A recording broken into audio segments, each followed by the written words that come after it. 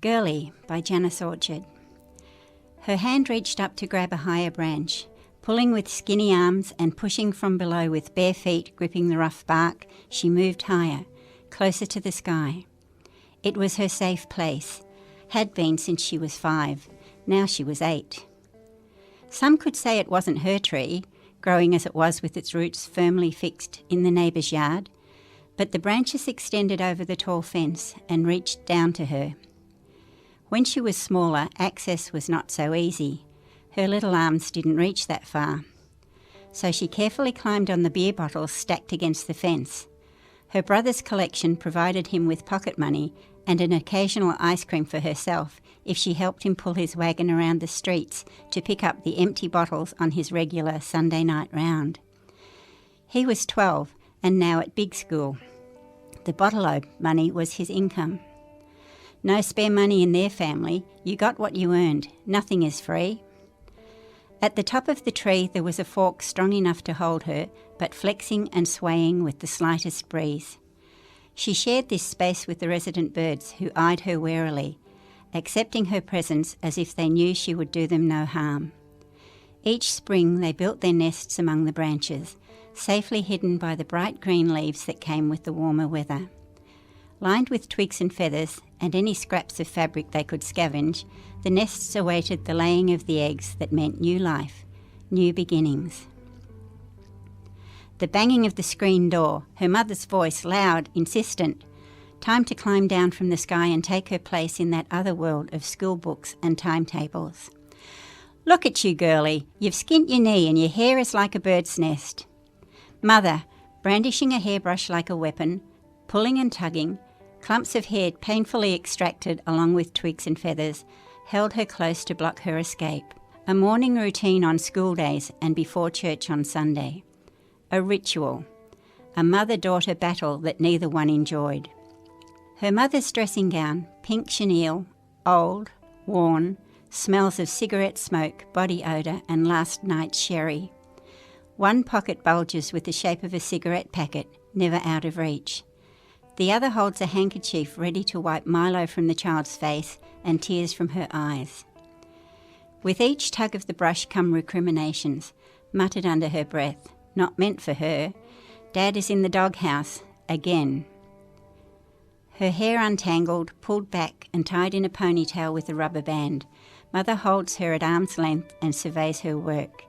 Then she pulls a ribbon from the drawer. A blue ribbon. She would have preferred pink, her favourite colour, but Mother says pink is for blondes, only blue or white for dark-haired girls. Hair complete, she is tamed. The walk to school is long, 2 miles. There are hazards along the way, the first just minutes from her house.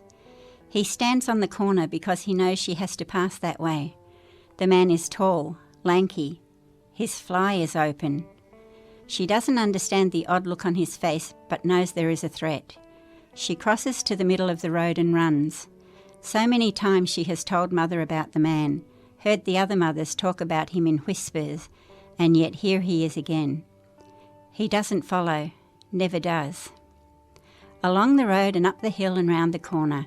Have to be quiet here. Any noise will alert the dog that she is there. She forgot one morning and was singing as she walked. Choir practice. She doesn't remember the hymn, but she will never forget the sound of the low, rumbling growl as the dog jumped the fence and came at her. Not a big dog, but stocky and strong, his dirty white coat and red eyes making him look fierce. Again she ran. He didn't follow, never does. The sound of children playing is normally a happy one, but not these children, not for her. This is not her school. As she passes the playground, they spot her and the chant begins. Catholic dog sitting on a log, eating maggots out of frogs. They are state school, she is not.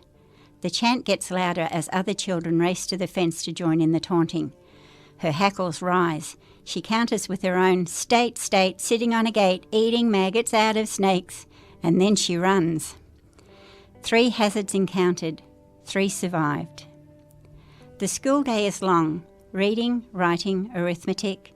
Why are they called the 3 R's? She does know how to spell. Spelling is something she is good at. And drawing. In the school ground during lunch break, she picks up a stick and draws in the dirt. A butterfly, wings spread wide, head held high.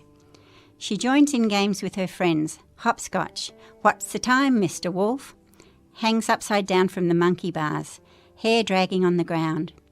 Unnoticed, her blue ribbon falls out. How different the world looks upside down. Funny. Rain on the tin roof of her classroom makes her sigh. It won't just be a long walk home, it will be a wet one. Shoulders hunched, she escapes the classroom and heads out to the street. Dad! Standing in the rain, the collar of his coat pulled tight to stop it dripping down his neck, cigarette smoke curled from his lip. His wide grin was a giveaway. He had been at the pub. Mum won't be happy. The coat he wore was long and brown and soft with age, and he opened it wide to let her into the warm space under his arm. He walked with a long gait that bounced with each step and felt like he was dancing. He probably was in his mind. She had to keep up with him. Tucked into his coat like a bird under his wing, there was no chance of conversation, but that was okay. The nearness of him always made her feel safe. She would tell him about her day when they got home. The coat had its own smells of welding, tobacco and beer. It had deep pockets too, and today was payday. That meant that one pocket held a fortnight's worth of tobacco, while the other bulged with a bag of mixed lollies that would that evening be divided fairly between her and her brother. She hoped gobstoppers, caramel squares, licorice bullets, and her favourite sherbet bombs would be among the mix.